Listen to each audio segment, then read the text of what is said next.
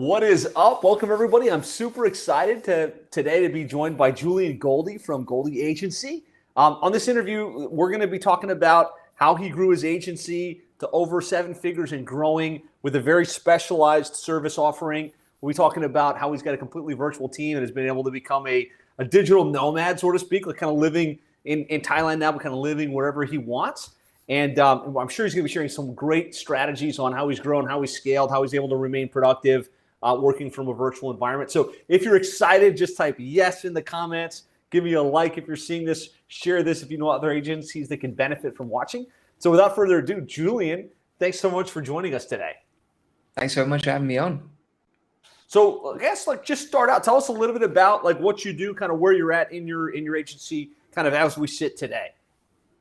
Sure. So I have a SEO link building agency. So I help websites rank #1, get more customers from Google, and drive more traffic to their site with SEO and link building.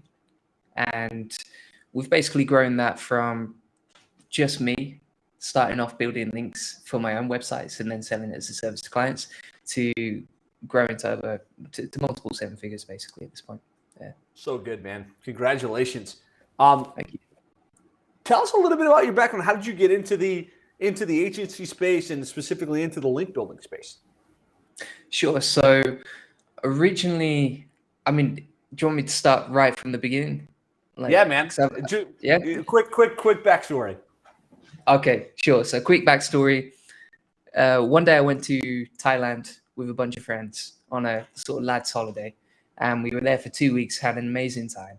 And we said, when we got back to England, we were like, well, kind of got the holiday blues now, like it's raining, dismal weather, back to our office jobs, our 9-to-5 office jobs. And we were like, right, well, why don't we say within 1 year, let's start a business online, have the freedom to work from anywhere in the world and go back to Thailand. And all 3 of us did it. So all 3 of us moved back to Thailand eventually and started an online business. And I started off writing articles on Fiverr.com for $5 an article back then, just because I would do anything to make it work, basically.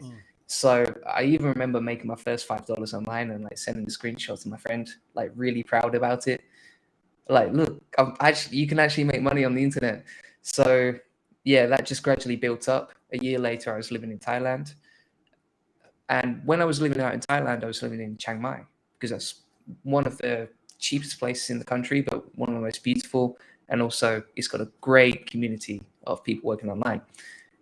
In that community, there's this amazing community of SEOs and people who do search engine optimization for a living, which is crazy because you've got all these places in the world, but Chiang Mai happens to be a massive hub spot for it. So when I was out there, I was trying to build my own website as well. I kind of had shiny object syndrome. I would try and start lots of different ventures. One of them was starting a website, but I couldn't get it to rank, no matter what I did. So I was writing content all day. I would spend hours typing blogs up, trying to create content, but it still wasn't ranking. It wasn't really getting any love off Google. And one day my friend who works in SEO said, the reason you're not ranking right now is because you need backlinks to your site. From there, he sort of taught me how link building works. Long story short, my website started ranking and getting a lot of traffic to his site. And then I was like, well, if it's working for me and we're getting potential customers to our site, then maybe it's a service I can sell to my clients too, or to potential clients in the future. So that's what I started doing, and it grew from there. Amazing. So from this dream state of man, one day I want an online business. I want to be able to live in Thailand to actualize to that. Now you've got a successful, thriving business, probably making more than you ever imagined in that space. So good. So, just talk to us a little bit about what the service offering looks like, who you're working with day to day in your agency. Sure. So basically what we do is we sell backlinks, right? So it's like a pay on performance model where if the client doesn't get backlinks, then they don't pay anything. If they do get backlinks, then we charge per link. So what we do is we take the client's keywords that they want to rank for, and we advise them on the type of content to create for that or how to optimize it on the website if they've already published it. And then we go out and we build backlinks to their website on that. And typically we work with some websites directly. one-to-one.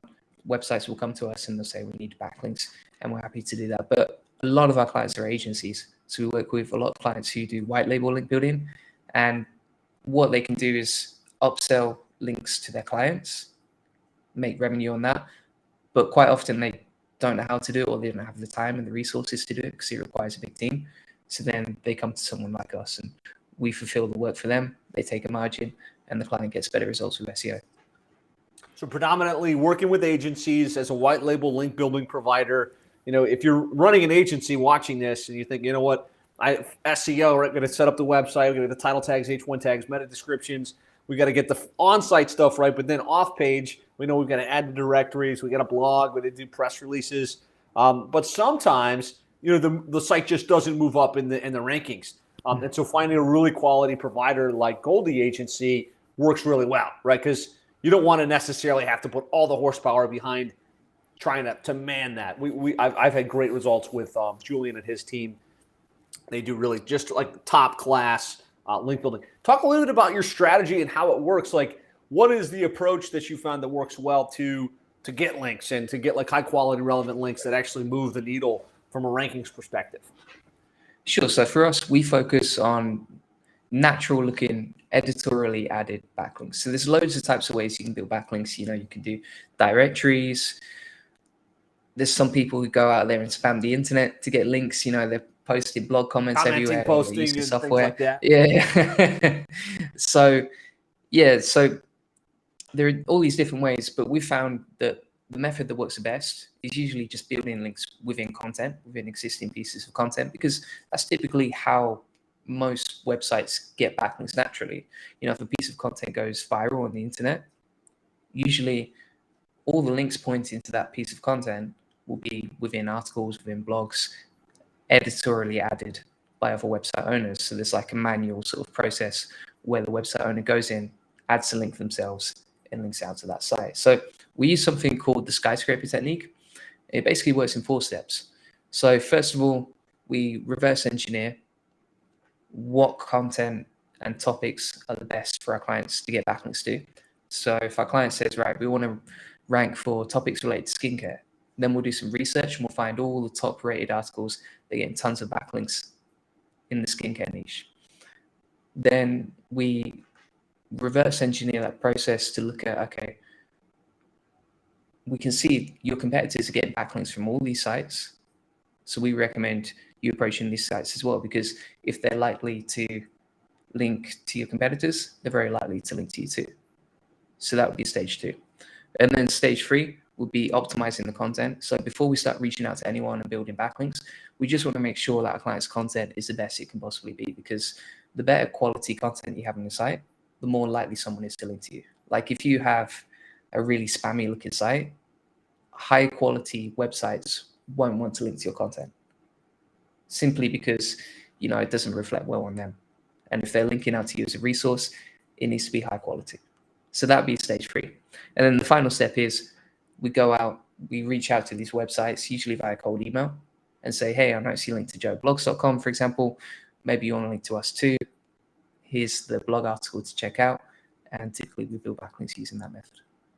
Nice. So it's a pretty thought out process. You don't just like click a button and magically a link, is pointed back to your client's site. Like you do some analysis, you like write some great content, and then you've actually got to get the attention of these site owners to the place where they would take your content and put it on their site. And it has to be a win-win, right? Like you're kind of finding that balance between why they would do it in order to like add value for their site and how that adds value to your client's site.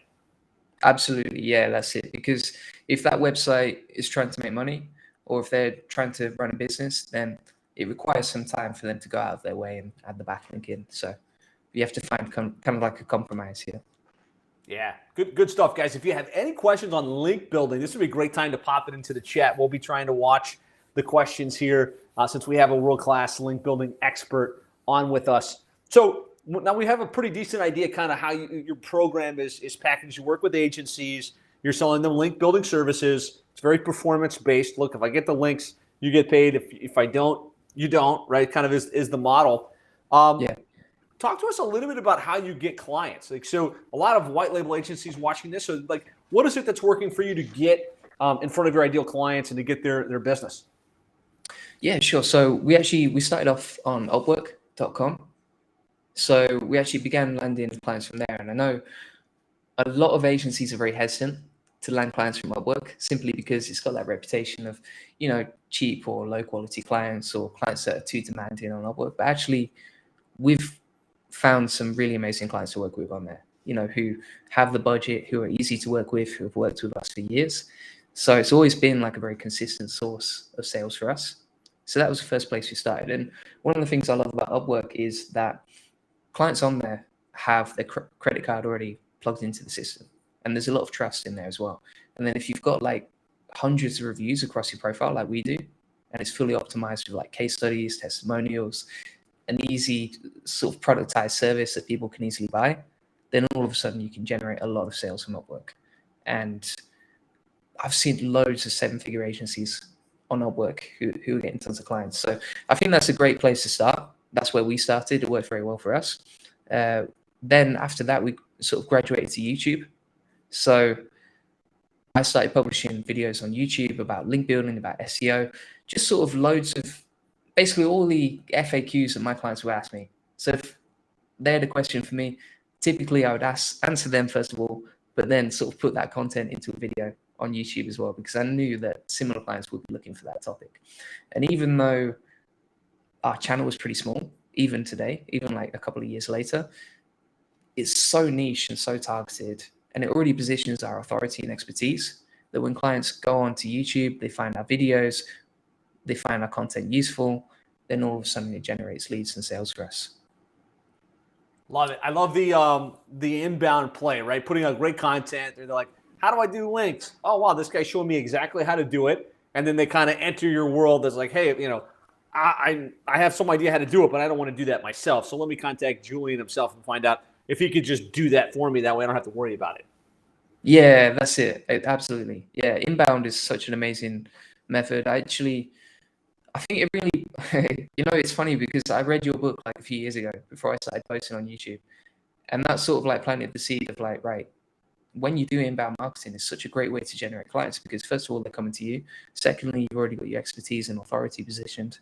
And it's just a much easier sale and you get much higher quality clients doing that. So it's an amazing way to generate clients. I would recommend it to any agencies just trying to scale up, trying to increase their acquisition.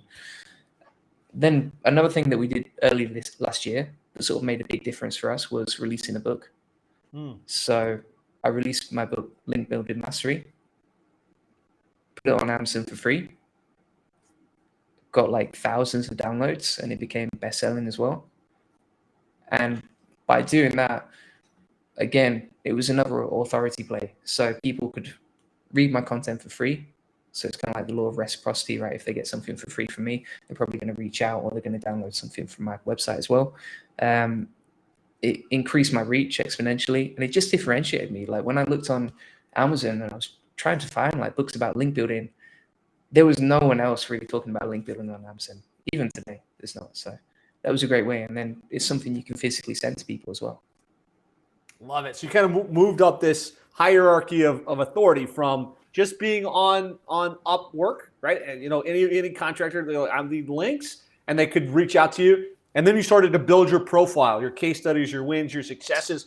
So that probably became an even easier channel for you because it was like, hey, not only is this guy a link builder, but he's got lots of reviews on the platform. Then you started putting out content that people discovered on YouTube and other channels, I'm sure, as well. Now you're the published author, Link Building Mastery. People read that book and they're like, wow, this guy really knows what he's doing. And you're like really high positioned in the link building world. I think, have you found as you moved up the hierarchy of authority, the resistance that you get from new clients is less? Absolutely. Yeah, less resistance. It's just like all the systems feed into each other. So you set up one system like Upwork, for example, then you can get your team to handle that. So it doesn't require any more time from you. And then, you set up YouTube videos. And as you already know, like once you have an asset out there, every single video that you produce is like a piece of real estate on YouTube that people can find. And even some of my videos from years ago that were terrible, I'll be 100% honest, still get found today people still click on them and download our book or booking a call from them. And it's like you set up these systems, they run automatically, they generate clients on autopilot, and they also just work together really well. So I've had people message me who said, so I was speaking to one client the other week, right, on a call, and he said he was thinking about signing up with me because he saw my updates on LinkedIn. So we were positioning ourselves as experts on LinkedIn with content every single day. And then he asked his business partner, hey, do you mind if we sign up with Goldie Agency to do link building? And his business partner said, oh, yeah, we've seen those guys on Facebook. Let's sign up with them. So it was like all this omnipresence and all the systems sort of working together to reduce sales resistance. Love it. So what would you say is the main channel now? Is it the book? Is it a combination of the book and kind of nurturing the database with new content? Being 100% honest, like Upwork is still generating so many leads for us because clients, it's at that point now where we've got hundreds of reviews. You know, there's so much social proof there that it's almost a no-brainer to sign up with us. And what happens every single week is that people just message us directly with offers and they say, hey, we want to start with you straight away. How do we get started? Literally, I get messages like that almost a few times a week, which is crazy. Yeah. Incredible. And so I think the stigma, like you said, is that a platform like Upwork is people looking for the lowest common denominator, the cheapest service provider, almost like Fiverr.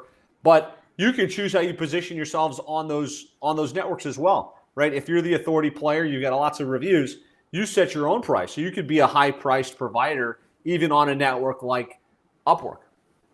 Absolutely. Yeah. So if you check out my Upwork profile, for example, and you scroll down the page, you see that I say, like, before you send me an offer, like most people do, like a lot of people do every single week, then just be aware of two things. And I'm not saying this to be like cocky or anything like that. It's just that we get so many offers, need to be selective. So, and then I say, well, if you're not willing to pay a setup fee, then we'll decline your offer. And if you're not willing to pay...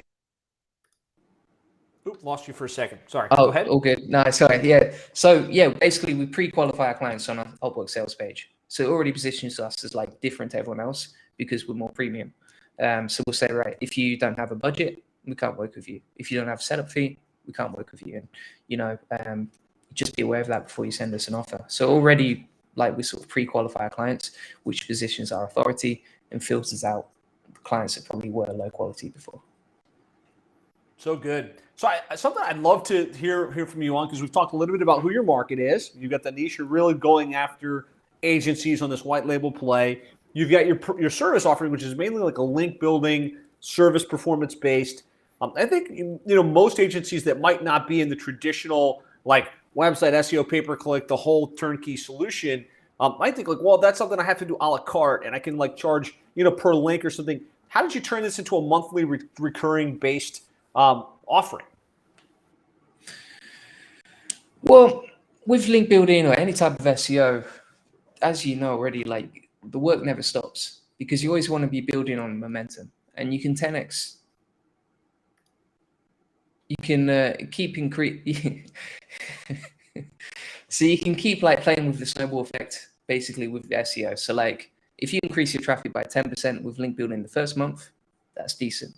But if you then increase it by 10% the next month, you've got like one of the most powerful forces in the world working for you, which is compound interest, right?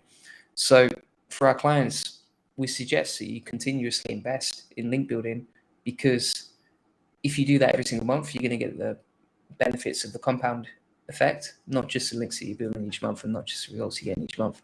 And for most of our clients, like when they start seeing results coming in each month, they're more than happy to sign like 6-month, 9-month contracts because they see the power in it and they know that long term, if you invest in this, it's going to bring results and direct ROI. Yeah. Love it. So I'd like to hear, like you said, you kind of see agencies do two things with you. Some of them will make it part of their service offering. So like they're charging whatever they charge, and then there's a fee that they've baked in, hard costs for link building through your service. And then others of them, like a la carte, they will add it as an added value upsell to their client base. Can you talk about those two angles and how you would explain that to an agency looking to kind of add this higher level link building to their program? Yeah, so like how to sell links to their clients. Exactly. for example. And how they would go about upselling it to the existing client base, I guess. Yeah, it's a good question. So, I mean, if I was an agency and I had a bunch of clients I wanted to sell link building to as an extra service, I would sort of go to the client and I would say, look, we're already doing this SEO work for you. We're already doing this marketing work for you. The thing is, if you really want to 10x your results, then you need to know that 90% of websites on the internet don't get any traffic. And the 10% that do typically have backlinks. And we always refer to this case study by Ahrefs, which found this 90% statistics. So they looked at 2 billion websites. They saw that 90% of websites aren't getting traffic. The ones that do get traffic from Google are the ones with links. So it's like, it's already backed up by statistics. But then also for our clients, we know that what I would say, if I was an agency, I would say, right, if you look at any of your competitors, if you don't build backlinks, they will.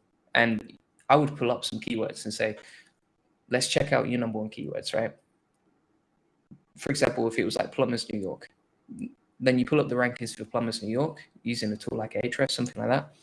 And you can easily see which sites have backlinks and which ones don't. And typically, looking at the top results, it's normally always the website with the most amount of backlinks and the highest quality links. Yeah. And then also kind of paint that picture by saying, look, we're here. We need more links and authority. Like, we need to do that. Here's why we need it. And here's how much you should invest to really kind of bridge that gap. Yeah, that's it. And that what we do actually for a lot of our clients is we create like a backlink game plan. So we analyze what our clients' competitors are doing for each keyword that they want to rank for. We break down the number of backlinks their competitors have, and then we say, well, if you want to outrank them, here's how many backlinks you need. And here's how, here's what sort of domain rating each of those backlinks should be. So like, it basically breaks it down in exact science, like, right, here's what you need to do. And it's not 100% accurate, but it's probably the closest picture to accuracy you could get. Yeah. And then the other thing I would say, to clients, if they're my clients, I would say, right, well, we can do ads for you. We can do all these marketing channels for you. But if you get traffic from SEO and you increase your SEO traffic, then your profit margins are going to be much higher. Simply because if you're getting free traffic to your website that you haven't paid for, then every single sale you get from that free traffic, the profit margin is going to be way higher than if you're paying like $5 or $10 a click from, say, Facebook or Google Ads or anywhere else. And it's a way of being much more profitable. And then additionally, there are some other side benefits too. So for example, if you go on Google and you type in a search, any sort of keyword, you're much more likely to trust a website that's ranking number one on Google versus a random Facebook ad that just popped up on your feed. Simply because, the authorities there, it's like Google validates the content and says this is the best content out there right now. And also, when people on Google, they're looking for something, they're trying to solve a problem. So that traffic typically converts much better than an ad that's kind of invading someone's private time on the web. 100%. So I love that, and I love that kind of showing, here's where the gap is, here's how we can clog it, here's the actual game plan that we're going to put in place to make this a reality. What would you say to the agency owner that actually does a digital marketing service, right? They do website SEO, pay-per-click, and SEO link building as part of their program. And let's say they charge $2,000 a month, but they're just not getting the outcomes for the client. They're like, man, I need to do more link building. Do you find that in your case, people can go to that client and be like, hey, look, we need to build some more links. So we need to add an additional $1,000 to the budget and have the client be okay with that?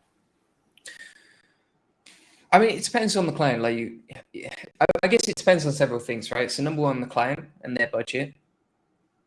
Number two, how patient they are, because some clients are going to see the long-term value of SEO versus others. Yep. Number three, what the potential upside of that is, because if they're working in a really profitable niche, for example, like e-commerce, where if they just scale up their SEO traffic, then the sales are just going to scale like crazy too, then it's a no-brainer for them.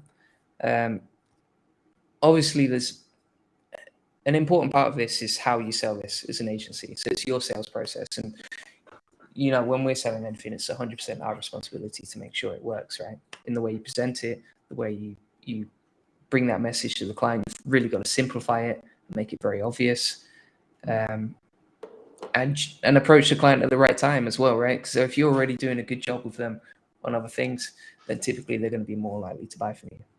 So it's very dependent on the relationship too. Yeah, good stuff. So I appreciate you kind of explaining that, walking through it. I think from my perspective, you should always have an availability for variable increase in expense, right? If the client's in New York City versus Tupelo, that's a different amount of competition, and the amount of links, the amount of citations, the amount of authority that's going to be needed to get that client ranked in New York is going to be more, obviously. And so, try to avoid, as the agency owner, locking yourself into a $2,500 a month program, and that's it, right? We did that for a while. It's like, we can't go any higher because that's what they agreed to at the beginning. There's always additional things you can do to move them forward faster, to get them more, a greater return on investment. And so don't be afraid, I guess is what I'm trying to say. Don't be afraid to ask for more money if you can show that, this is the incremental thing we're bringing to the table, and this is the incremental outcome that you can expect. Yeah, you just have to, you can have anything. That's the thing, isn't it? It's knowing how to ask. It's like I read Never Split the Difference recently, and he was saying you can have anything in the world you want as long as you know how to ask. And it's like approaching the client in the right way. Love it. Awesome. Guys, so we're on with Julian. Goldie, runs multiple seven-figure agency providing link building services. I see Aiden just got here. Aiden, glad to have you with us. If you have any specific link building questions, drop them in because Julian is a ninja with this stuff. So I want to shift gears a little bit. I want to talk a little bit about delivery, right? So at this point, you've got all of these clients you got through Upwork. You've got all of these agencies that you work with. Obviously, a lot of things going on. Operationally, how do you keep track of that, especially being that you're in Thailand, very virtual? It's not like you have an office with hundreds of employees. Walk us through how you manage the virtual team and how you keep up with the amount of activity that needs to be produced to get the results. So for us, we have a divisional head of every department in the business. So we have an operations manager who handles a big team of link builders who actually do most of the work. Then we have account managers who speak directly to the clients and make sure they're happy. We have a team in marketing, team in sales. And each week we have a level 10 EOS meeting. So for anyone who's unfamiliar with it, it's basically like a weekly catch-up call that's very straight to the point, very direct, and it's all about productivity. So it's just sort of taking a pulse on the business and seeing where you're at. So we have a weekly scorecard that has all our key KPIs, and it's like, right, what's our revenue this week? How many clients are live?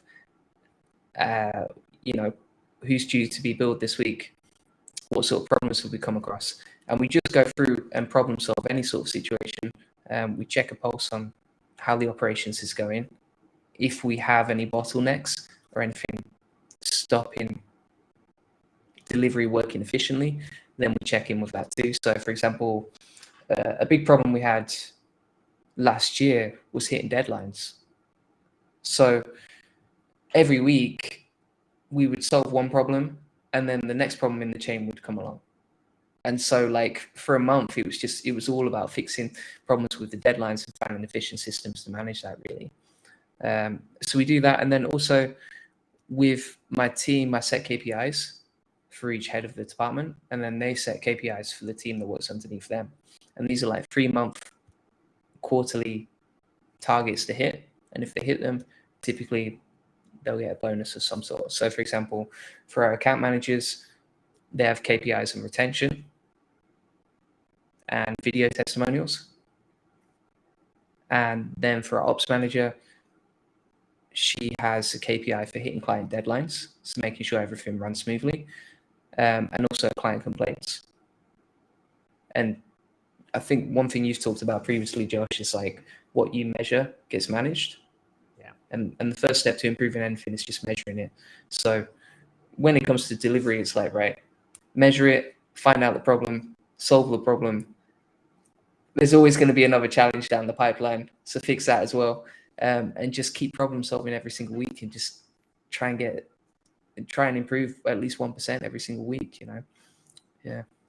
I love that. A couple things you mentioned there that I'm a big advocate of is EOS, the Entrepreneur Operating System, putting a leadership team in place, having those weekly level 10 meetings, making sure everyone's got their scorecard and that everybody's clear on like the main number that they're tracking to get the work done. And the fact that you've got that rolled out and that you've got that running obviously helps you really execute at the level that you do. So some great shares there, Julian. Yeah, that's it. I mean, before we joined Seven Figure Agency, your mastermind, like we didn't really have any of those things in place. And I'd never even heard of EOS. Like I put my hand up. It's not even something I'd come across. So when, with Nick Williams, one of your coaches, when he was recommending the EOS system and putting that into place, it was just such a huge game changer. And it seemed like a lot of work up front, but the amount of headaches and the amount of problems it solves and just how efficiently the whole business runs now, it's like night and day. And when it comes to operations, you want it to be as productive and as simple to manage as possible. And with EOS, you get that. Love it. Love it. Great share. So Aiden's asking here, are there any like SEO tools you recommend, like Quantum or anything like that specifically for SEO or link building that you found to be productive? So for us, like I would say the Swiss Army knife of SEO is probably Ahrefs.com. And this is a tool where it's like 10 or 15 or 20 different tools in one. And it's not the cheapest tool out there, but as an SEO agency, you need the best tools to help you. So for us, like if we want to check the quality of a link, we go to Ahrefs. If we want to check our client site and what sort of keywords they're ranking for, Ahrefs does that. And then a lot of prospecting. So before we reach out to clients via cold email, before we start reaching out to websites to get backlinks from, we prospect them on Ahrefs first. And then other useful stuff like keyword research you can do on Ahrefs. Then as well, we use SEMrush. So SEMrush is very good for keyword research. And some of our clients prefer the metrics on SEMrush. So we always want to do what the client wants and what's best for the client. So for us, we're happy to take the metrics on SEMrush as well, give those to the client. So we use both of those tools. Between those two, that's like the 80% of the work done. So, and that also helps us automate a lot of things. I think when it comes to like managing your own website and trying to get more traffic, there's loads of tools you can use. So for example, like NitroPack, that will increase your page speed rapidly. I don't know if you've ever tried using it, but for example, I had a site that was like page speed score of like 50 on Google. Installed NitroPack within like an hour, it was already 90. So it was running really fast and all the core web vitals were running on it much better. But I honestly think, if you're an agency, Ahrefs, SEMrush, that's going to do most of the work for you. And Love it. It just saves you going from platform to platform. So from a link building ninja here, top two tools for running a 7-figure agency and really doing good SEO, Ahrefs, amazing tool, SEMrush, amazing tool. Aiden's asking also, is link building a manual task for your team? I know we talked about this a little bit at the beginning, but is it manual or is it automated or kind of like a hybrid of both? So when it comes to the outreach, we automate a lot of that simply because, we're sending like thousands of emails, thousands of cold emails across between 50 to 70 different email accounts. So we have to automate that. Actually, I've got a lot of YouTube videos on how to automate your outreach and how to reach out to cold email prospects to build backlinks. So for that side of things, we automate it. For actually negotiating the backlinks, so there's a lot of to and forth between you and webmasters. Like if you ask them for a backlink, chances are you're going to go back and forth with them 6 to 7 times before they actually link to you.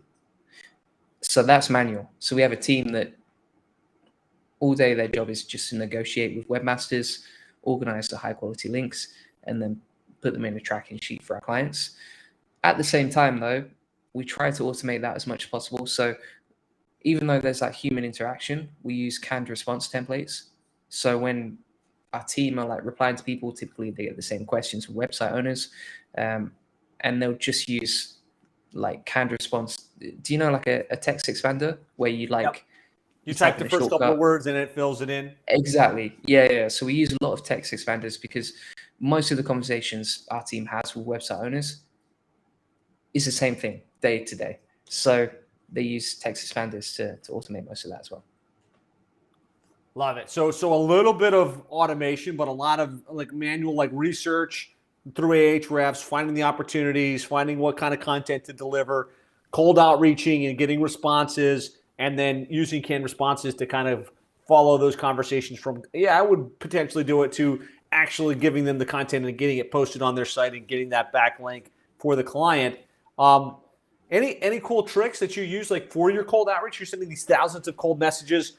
And in your case, not to get prospects, but to say, hey, look, I want a link from your site, and here's why. Like, what are you guys using for that type of stuff? Yeah, so starting with the technical side of things, we set up all the sort of records to authenticate our email address, because then when email service providers, like for example Google, scan through your email, they can see that your email is authenticated, and then it's more likely to increase deliverability, which means that your open rates will be higher, your click-through rates will be higher, and overall you get more backlinks and better responses. So for us, like we had like SPF records, DKIM records. I won't go into too much like technical stuff, but DMARC, DKIM, SPF, we set that all up on the email. Then we also warm up the email before we start using it. So for a new outreach account, let's say it's like, we bought the domain Goldie.agency, and it's like Julian at Goldie.agency. Before we start sending thousands of emails via that, we warm it up, which means that we send it to a bunch of other email accounts. They reply back to us, and it's kind of like this network of email addresses that all interact with each other to increase our open rates and make us look more natural. Kind of like your own little like Lem Warm type of deal where you're sending, getting responses, getting opens, but it's your own network. Yeah, that's what I use. We use Lemwarm. Yeah. Okay. And it's a really good tool. And then for outreach, we used to use Lemlist actually a lot. Like we were spending a lot with Lemlist every single month. We switched to Pitchbox recently, simply because with Pitchbox, it's a lot better for link building. Like before you start sending out emails, you can actually sort of filter by the quality of the backlink before you start sending out emails, which saves a lot of time on the prospecting. Yeah. And then Pitchbox is a really good tool for outreach, particularly for link building outreach. Yeah, we've tried other tools as well, like Postarga, which basically fits everything in one. So it's like an all-in-one tool. So like you can take the data from Ahrefs, Hunter, everything else, and use it inside Postarga as one tool. So rather than logging into Hunter, getting the email address, logging into Ahrefs, getting the prospect data, it's all inside that tool. But we just found Pitchbox was the best so far. Yeah. So it sounds like Lemwarm to warm it up, Pitchbox to send the emails, Ahrefs to do the research, and then like a really nice, well-integrated tracking sheet. So when you do get the link, you can put it on the client's tab, and month over month, they can see those high-quality links that you've built on their behalf that are going to move the needle from a ranking perspective. Yeah, exactly. I mean, just some little hacks for cold email. Like if you want to get better responses, I would say number one, keep your subject title very simple. So start with the basics, personalize it as much as you can. Shorter is better. Shorter is better. Include some humor. Like we always include like jokes or puns inside our emails. That seems to get a better response.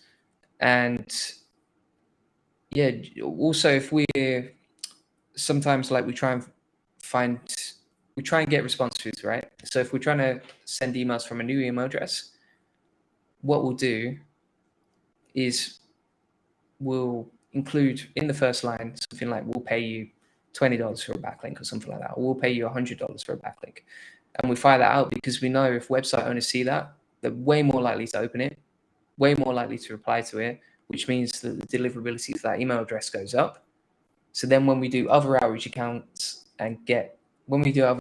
campaigns and get free links for that campaign, then our deliverability score is way better.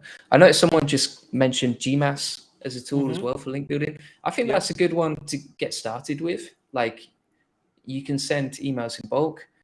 It's pretty easy to use. It's very simple and it doesn't require too much. But at the same time, I think once you're really scaling up, and you're sending thousands of emails like we are, then it becomes slightly harder to manage. So that's why we progress to Limitless. But for sure, if you're just starting out and you're just running a new campaign, GMAS works. Good stuff. So we got some cold outreach tips there, some strategies for using cold outreach to get links. Guys, my camera's a little bit freezing up. I'm not sure if it's on my end. If you're seeing both me and Julian and hearing us clearly, give me a 1 in the comments. I'm just super curious as we press forward. All right, so Julian talked about like the niche that he serves, how he packages the service offering, how he delivers. Would love to hear, and I know this is something you're really good at, so I'd love to hear your thoughts on client retention and creating a great client experience. We're getting 1, so you guys are hearing us to see us. That's a good indication. Thanks, guys. Good news. Yeah, so here's what I would say, first of all. When it comes to growing your business, retention trumps sales. I honestly think that, because it's going to increase your profitability. Like a 5% increase in retention will increase your profitability by 20-25%. And once you have a client who buys from you once, it's way more easy to get them to buy from you again and again every single month. Whereas if you just focus on sales, which is kind of glamorous, you get a new client on, it's exciting, it's fun. It makes you feel, you kind of get like that little dopamine hit that says, wow, we've got a sale now. It's great, but I just think retention is way more important. So when it comes to that, I guess it comes down to 2 things. Number 1, using your client's results as the North Star to guide everything that you do. And for us, we try and keep like customers as the central model to everything we do. So everything we do in operations or in account management, it's all about, okay, will this make the client happier? Will it increase retention rates? Because that's what we want to do. And will it get them better results? And then also showing that you care. So when it was just me as a one-man band and I was dealing with like 10 to 15 to 20 different clients, it's very difficult to show your clients you care because you just don't have any time. Like everything is going crazy. And you've got to manage sales yourself, you've got to manage marketing, you've got to handle everything else, got to handle the operations. But when you start getting account managers involved, when you start getting an operations team involved, all of a sudden, there are so many different retention tweaks you can make to your business to give them a better experience. And for me, it makes me happy when I see my clients happy. Like I don't feel good if a client has a bad experience. It's something I think every business owner wants to avoid.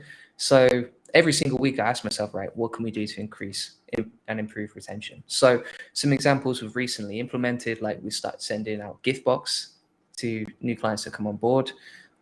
We started using Bonjoro. So when clients sign up with us, they get like a personalized video from their account manager. Then additionally, we add them to a Facebook group that's for clients only. And then they get the sort of community effect and they get exclusive content on there that they couldn't buy or find anywhere else. So it's exclusive to them, it's high value for them.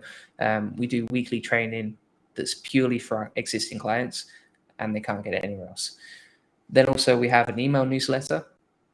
So, and it's not just like a generic newsletter that doesn't contain any value. Like every single week we're trying to give something to our client along their customer journey. So we time the email funnel with where the client's at in the customer journey. So if they've been with us 1 month, they're going to get tips on keyword research and content. If they've been with us 2 months, they're going to give something that's related to their situation at that point. And then all the way through the customer journey, the email newsletter matches with the stage that they're at and what would be useful for their business at that stage. Yeah. For us, one of the biggest things I would say when it comes to client retention is mapping out the customer journey. And, whether that's on a Trello board and you just have month 1, month 2, month 3, like a Kanban board, and you plot out every single thing you're going to do for the client. So then you can see like, right, here's what we're going to do for month 1. Here's what we're going to do for the month 2. And you can sort of plot out the journey and make sure they get as much value as possible. And then for us, I think as well, we kind of want to build a moat as a link building agency. So we want to differentiate ourselves from everyone else. And there are hundreds of link builders out there, but none of them really care about customer retention. They're just trying to get sales, or they're trying to just build links and that's it. Here's your links. I'm done. I've done the service now. So for us, we want to sort of build a moat around us, stack the value in retention every single week, stack the value in customer service, and just build out a service that blows a customer's mind to the point where they would never even dream of going anywhere else. Love it. You can tell it's something I've thought about a lot recently. Yeah, and you're doing great work on this front. Aiden was asking, was it bonjour? Yeah, it's bonjour, like the French word bonjour, and it's a platform that lets you just talk about like how do you use bonjour. It's basically the video shows up in their inbox, and it looks like it's a personalized video just for them. And it was exactly. Yeah, it's just a personalized video just for them. And then also it's quite good for collecting video testimonials, because you can create a link, like a magic link, then you fire that out to your client when they're ready to give a video testimonial. And it's just way easy for them because they can upload the video, record it there and then with the webcam or the phone. And it will have a few questions on the side, like sort of helping them figure out what they should say on the video, because I know a lot of clients struggle with that when it comes to video testimonials. Yeah, so going back to the client retention question there, I think you guys have just done a great job, not just thinking about let's get more links. We got to do that, right? Lead with results as the North Star. I love that kind of as the baseline. Yes, you have to get great results, but creating experience and like giving them a reason to stay with you and have like that relationship with you, the personalized video, the monthly check-ins. I know that you send like gifts and you're good with gifting. As a client, you sent me some custom tennis balls and some other cool, like a customized, like towel with our logo on it. So like really just smart things that the client would say, wow, I wasn't expecting that, in addition to the service that you provide. Yeah, that's it. I think the other challenge of this is you've got to keep adding the value, keep stacking the service, keep focusing on retention, but then also internally with your team, as you take on more account managers, as you bring them on, as you train them, and as you add new things into the system, you've got to keep it really organized so that account managers know where they're at in the stage of the system. They know how to implement and deploy it so that nothing is left along the way. Or, if you keep adding new things every single week, if you don't lay it out in a simple sort of SOP and a sort of simple process, then your team will struggle to execute that too. So you've got to manage your team internally when you're building out new processes, but then continuously improve the service and sort of match the internal with the external. Absolutely. Great stuff. So kind of shifting gears here in terms of team and team management and scale. We've got a question here. Is like, what you've got now: lead builders, you've got content writers, you've got account managers, you've got team leaders. Like, where are you finding the best talent for your agency specifically? So this is a very good question. Recently, we've started using a recruiter simply because we realize how important talent is for us. Like, it makes a world of difference. The better your team is and the better your culture is, the better your business is. And if you want growth, I think it all comes down to talent and culture in your business. So for us, we have a recruiter that has like a very thorough interview and screening process, and he will take the hundreds of applicants that apply and come out with maybe like one or two clients that are ready to be interviewed. And then from there, we'll hire. We did this. I honestly find like when we hit like a new growth milestone in the business, it's quite often down to someone we hired recently. So once they're on board and once they're productive, it makes a huge impact in the business. For example, if you hire a sales manager and their close rate is just increasing every single week because you've hired an A player, then your business, the momentum your business builds and the growth you hit is absolutely crazy. So for us, recruiters are very good. If we're going to do it ourselves, we quite often use Dynamite Jobs because we're a remote company.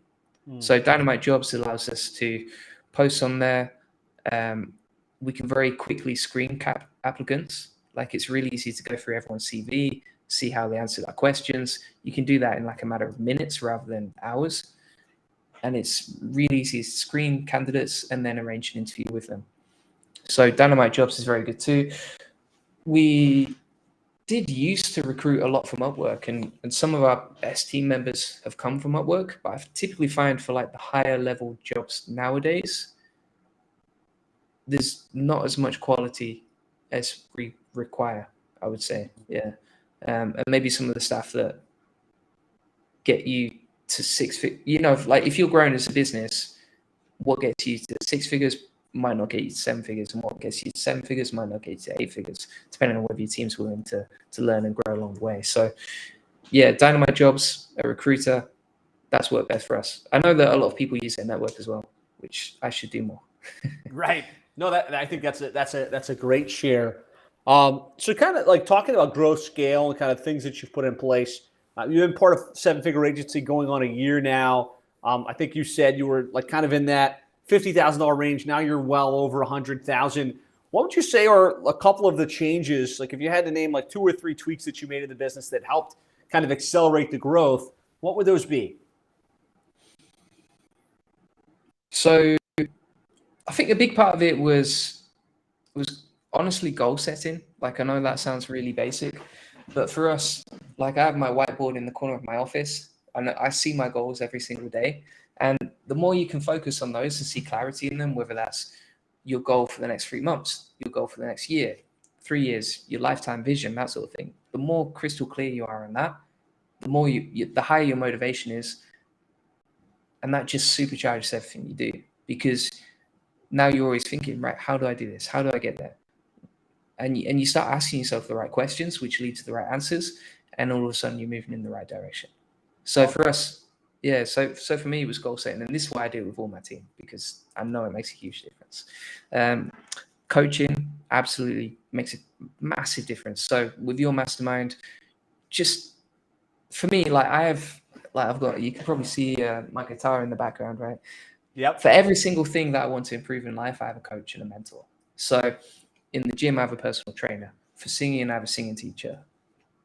For guitar, when I was learning it, quite a few years ago now, I had a teacher. And it's the same for business. Like if you have a great coach like your team, Seven Figure Agency, then every single week you're held accountable.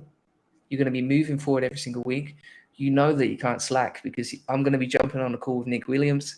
And I don't want to say, sorry, Nick, this week I didn't do the work I promised. Like, so things like that just make a massive difference. And then also when you have a mentor, they spot all the weaknesses that you can't see, like the blind spot that you can't see. And quite often when you're a CEO or the agency of an owner, the owner of an agency, people are scared to tell you that, right? Like your team sometimes are a bit scared to tell you that, or they feel like they're overstepping the mark. They don't want to be 100% honest. Your friends around you, they don't work with you day to day, so they don't see your weaknesses. But when you have a coach and he sees the decisions you're making, he sees how you're operating, all the systems you've put in place, they can see all the strengths and weaknesses that you have and guide you in the right direction. And typically, they've made those mistakes as well as you before. So they know, right, you're heading towards that mistake. Here's how you avoid it, and you just sail past it. Yeah. So that was exactly the same with EOS and team meetings. I was struggling to manage my team, to keep operations really tight. And Nick said, right, let's do you should implement EOS. You should start doing level 10 meetings every single week and just touch in with your team and check a pulse on the business. And ever since we did that, it's just, like I say, night and day. Love it. So it sounds like top 3 were just getting clear on goals and strategy. Like here's where I want to take the business, and kind of having that front and center. Having a coach that's like 2 to 3 steps down the track. Nick Williams is amazing, one of our top coaches for the international crew here at Seven Figure Agency. So meeting with him and having him kind of support you along the process, and then implementing EOS and kind of having that leadership team built and kind of having the capacity to continue to grow. It sounds like those were the big 3 for you. Yeah, that's it. I mean, if I was to add one more to that, I would say delegate everything that you can as well. If it takes you longer than 5 minutes and you can delegate it, just delegate it. Give it to someone else, whether that's someone on your team. If no one on your team can do it, then find a freelancer to help you. But you have to remove the blocks and remove all the mental energy and remove everything that's holding you back. So for me, every single month now, I audit all my time. I figure out, okay, what am I spending most of my time on? Can I outsource that? Can I delegate it?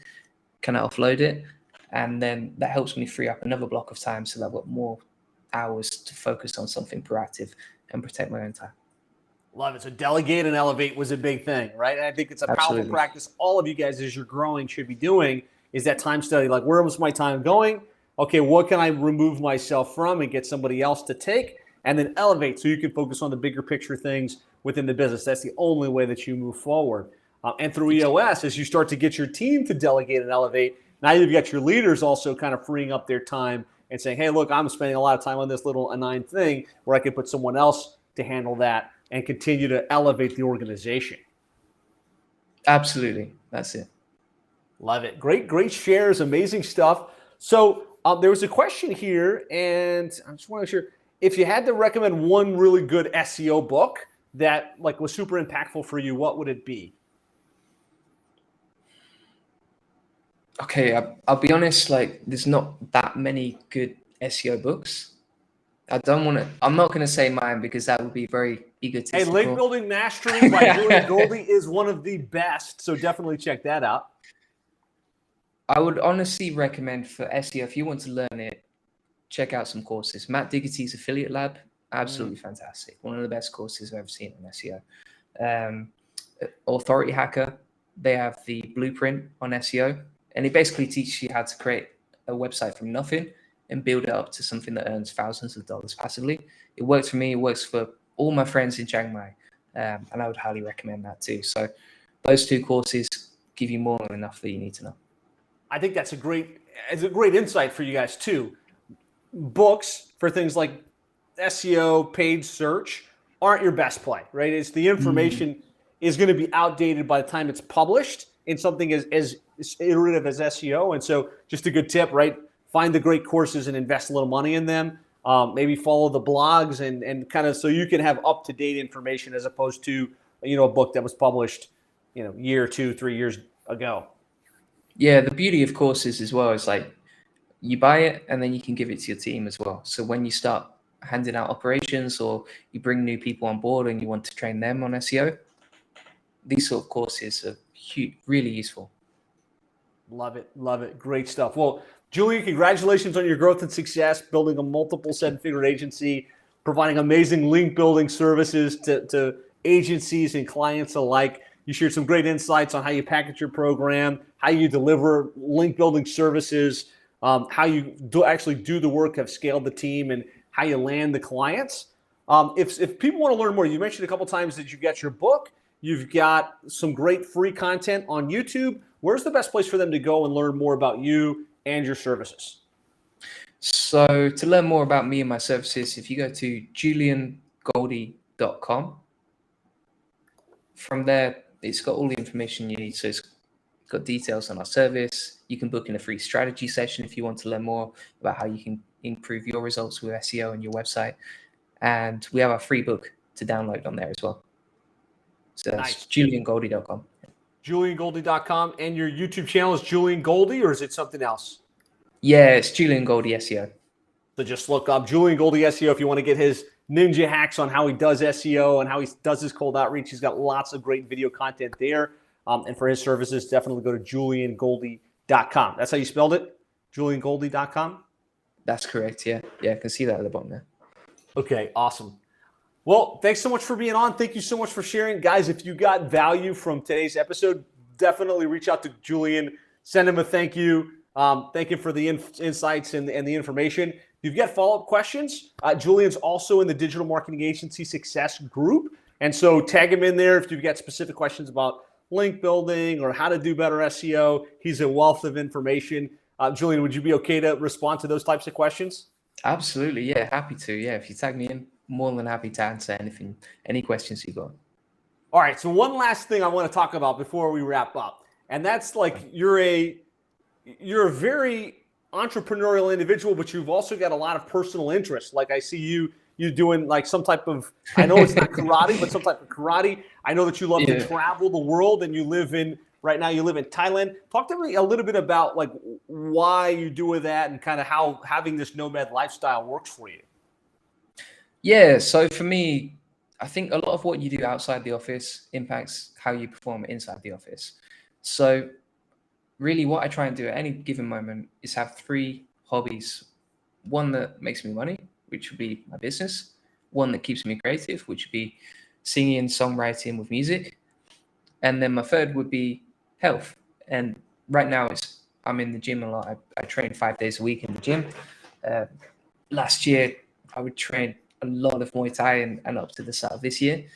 But yeah, I think you've always got to, when it comes to life, like particularly in business, you need creativity, right? And you need inspiration and something to fuel your motivation. So for me, my best ideas come when I'm doing something outside the office. So for example, every Thursday afternoon, I'll go and do like a fun activity. Like when I was in the UK, it was like, I don't know, do like clay pigeon shooting, or over here I might do archery, or go visit a beach somewhere, something like that. So yeah, I think you've really got to, yeah, a lot of entrepreneurs I see make the mistake of spending all day in the office, but your best ideas won't come when you sat at a keyboard. I think that's one of the reasons your masterminds work so well as well. Like, you know, your events, because people can go there, they can step away from the office. And when you're in that sort of creative environment with people that inspire you, you come up with great ideas. So yeah, absolutely. And then I think as well, if you've got like the growth and learning mindset, you always want to be experiencing new things. And with that comes new ideas, new creativity. So putting yourself in new environments, as difficult as it may be sometimes to get out of your own habits and your own daily routine, it makes a massive difference. And it improves your mindset. So good, man. Great stuff. Really appreciate you taking the time to be on here. Really appreciate the shares. So you wrote, "This is $1 million show." Thanks, Josh and Julian. Great Thank work, you. man. And if you had one last piece of wisdom to leave with the group, you know, to close this interview for the agencies that are just trying to get to that next level, what would that be? So for me, I mean, like I've been working online for the last 6 years. And I would say when it comes to running a business, it's the people that don't give up that succeed. So typically, you know, if you're trying to grow your business to the next level and you're pushing and you're pushing and you're pushing, it's just a matter of time. And if you put in the right actions in, it's not a case of if, it's a case of when. So if you focus on the journey, you focus on the process, and you're hard on your actions, not your results, then the results will come eventually. Love it. Great stuff, man. Thanks so much again. I know it's Thank late you. where you are, so get some rest. And It's past my bedtime. Yeah, we'll talk to you soon. Thanks for listening, everybody. We'll talk to you next time. Thanks very much.